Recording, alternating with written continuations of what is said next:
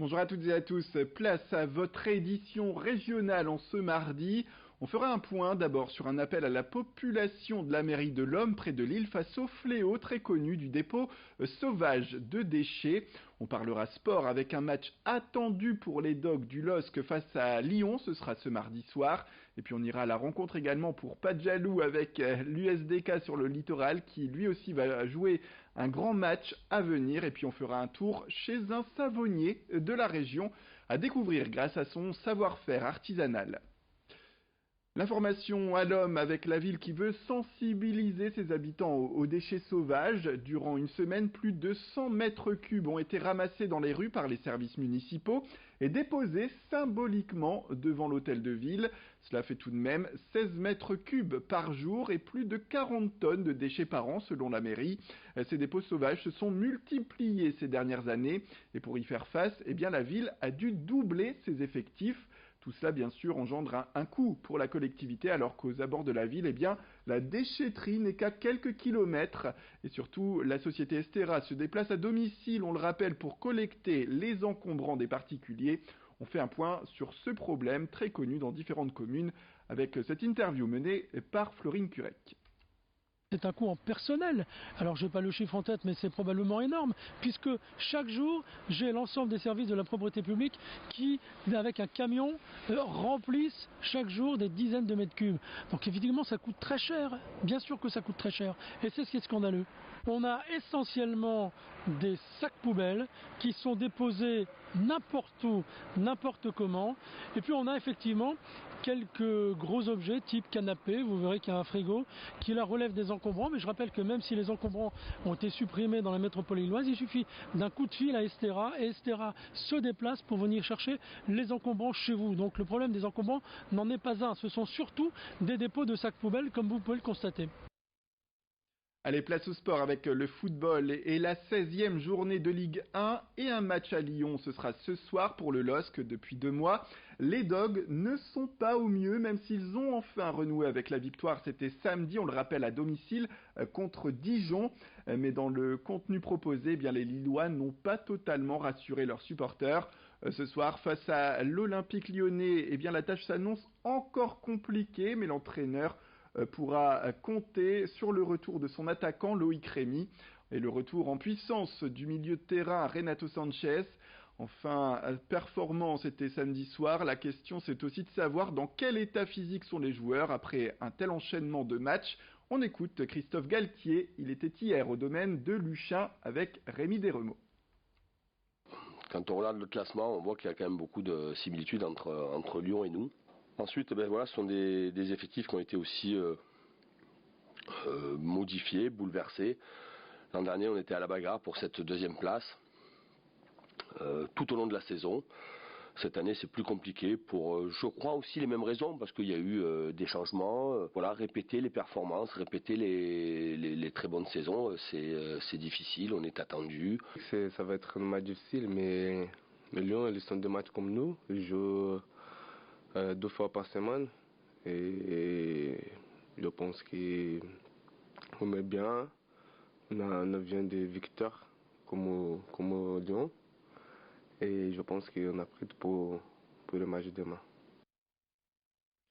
L'USDK, actuellement 7e au classement de la Lidl Star League, va jouer son avenir également en Coupe de la Ligue. Les hommes de Patrick Casal veulent décrocher un ticket pour le Final Four.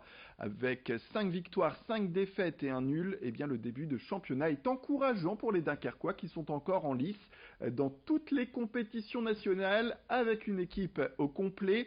L'USDK n'est pourtant pas en sécurité dans un championnat très resserré. En ce moment, chaque match compte avec, on verra, ces propos de l'entraîneur au micro de Corentin Escaï. On a ce match mercredi face à une belle équipe de Nantes. Et le fait de jouer à domicile, on espère avoir un petit plus de nos supporters et espérer nous qualifier pour un Final Four, ce qui nous permettrait derrière samedi à Sarrebourg de pouvoir espérer continuer l'aventure aussi en Coupe de France. Et si tel était le cas, forcément on serait très satisfait de cette première partie de saison et ça nous permettrait de passer les fêtes en toute tranquillité. Allez, on part dans les Flandres avec le marché du savon artisanal qui est en pleine croissance. Des savons made in Flandre, faits avec des produits naturels et une saponification à froid. C'est dans cette activité en tout cas que se sont lancés Cyril Fiohan et à Beauchep et William Levesque à Ronc, un peu cuisinier car ils créent leurs recettes et artisans pour leur savoir-faire. Ce sont de véritables créateurs. Nous les avons rencontrés. Des savons naturels fabriqués avec des produits régionaux. Ils sont plusieurs dans les Flandres à avoir décidé de se lancer dans cette aventure artisanale. Une activité qui n'est pas toujours la source de revenus principale de ces savonneurs, mais qui a le vent en poupe. Et les changements des modes de consommation n'y sont pas pour rien.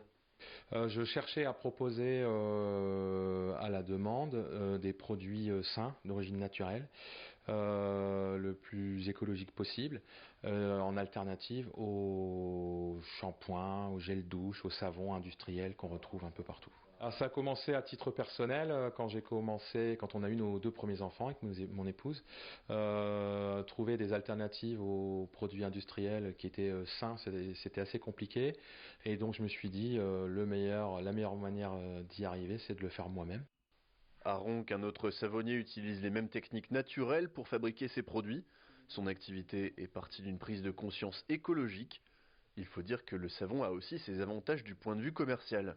C'est un objet qui a énormément de possibilités, qui offre aussi un panel de possibilités énormes en termes de commercialisation. C'est un produit qui est utilisé par tout le monde et aussi, et bien sûr, c'est avant tout une prise de conscience rapport à tout ce qu'on peut trouver de chimique, de non biodégradable, de dangereux pour l'environnement, à petite mesure certes, mais comme c'est utilisé par tout le monde et par millions et millions de bouteilles par an, voilà, c'était une grosse prise de conscience de dire voilà, on peut éviter ces produits dangereux qu'on utilise tous les jours et les remplacer par des produits sains, éthiques et bons pour l'environnement.